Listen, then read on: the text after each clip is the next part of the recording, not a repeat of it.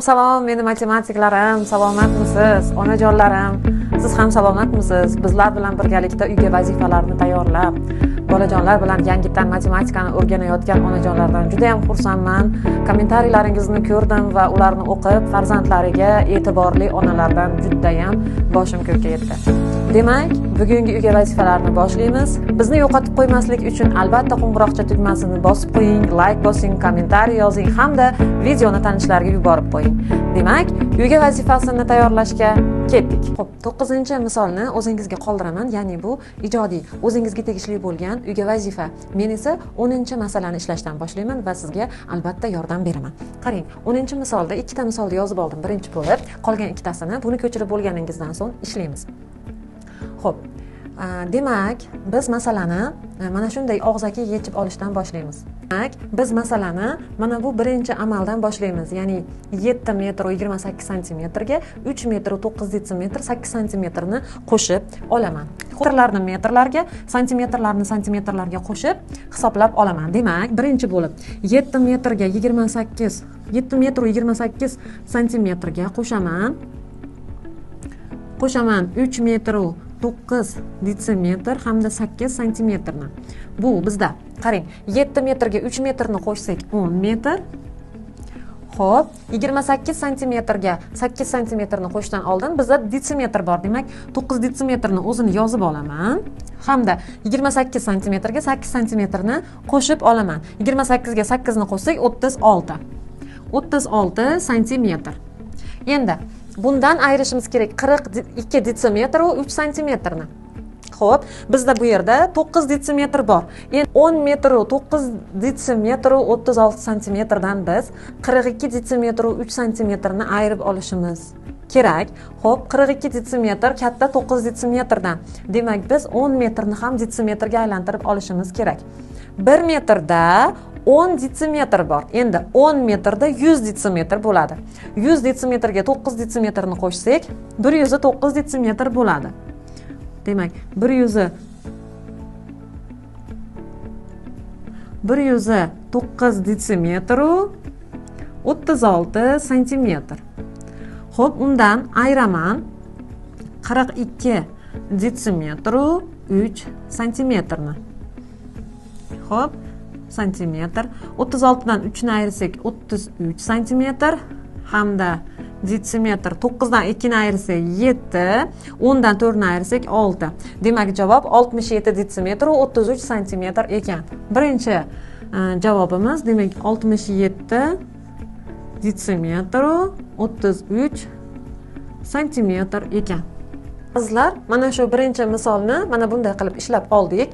Bu sizga skrinshot qilib tashlab beriladi va siz videoni pauzaga qo'yib ko'chirib olishingiz mumkin. Men keyingi misolga o'taman.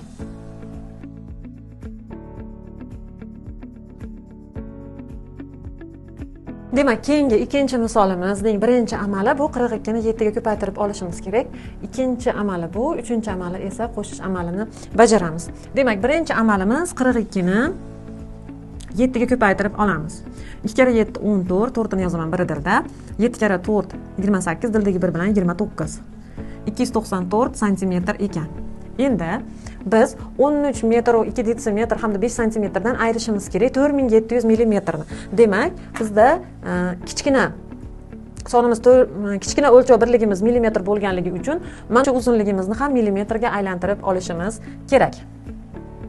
Endi qarang, 13 metrda necha millimetr bor? Qarang, 1 metrda 100 santimetr bor, to'g'rimi? 100 santimetr. Endi 1 santimetrimiz bor-ku, mana bu lineykamizdagi 0, 1 va hokazo, Mana shu yerda 10 millimetr bor. 10 millimetr. 10 ta mayda chiziqchalarimiz bor. Mana shu 10 ta mayda chiziqcha 10 millimetr degani. Endi bizni metrimizda ko'rsatib o'taman. Mana ruletkamiz.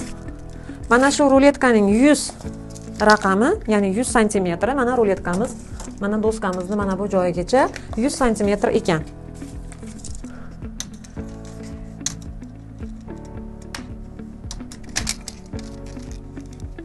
Doskamizning mana bu joyigacha 100 santimetr ekan.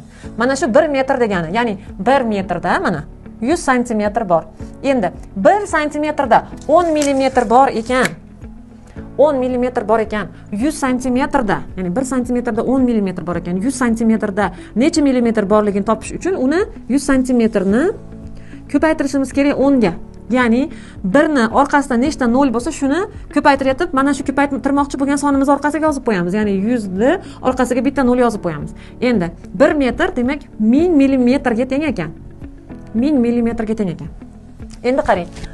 Xo'p, bizda 13 metr deyapti. Demak, 1 metrda 1000 millimetr bor ekan, 13 metrda esa, demak, biz mana shu 13 ni 1000 ga ko'paytirib qo'yamiz. 13 ming bo'ladi. Ya'ni 1000 ga ko'paytirishimiz uchun mana 1 ni orqasida nechta 0 bo'lsa, ana shu 0 ga yozib qo'yamiz.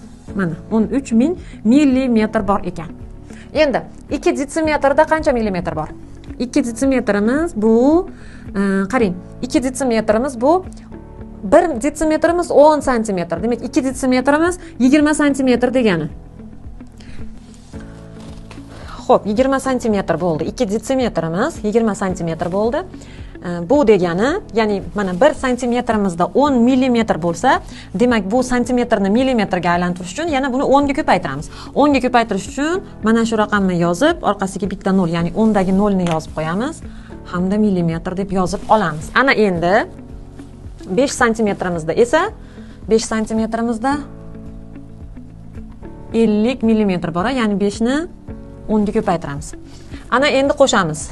13 mingga 200 millimetrni qo'shamiz 50 millimetrni. Teng 13250 bo'ldi. 13250. Endi demak, ikkinchi amalimiz 13250 dan 4700 millimetrni ayirib tashlar ekanmiz. 13250 dan ayiramiz 4700 ni. Xo'p, 0 dan 0 ni ayirsak 0, 5 dan 0 ni ayirsak 5, 2 dan 7 ni ayirib bo'lmaydi, 3 dan 1 qarz olamiz, 12 dan 7 ni ayirsak 5.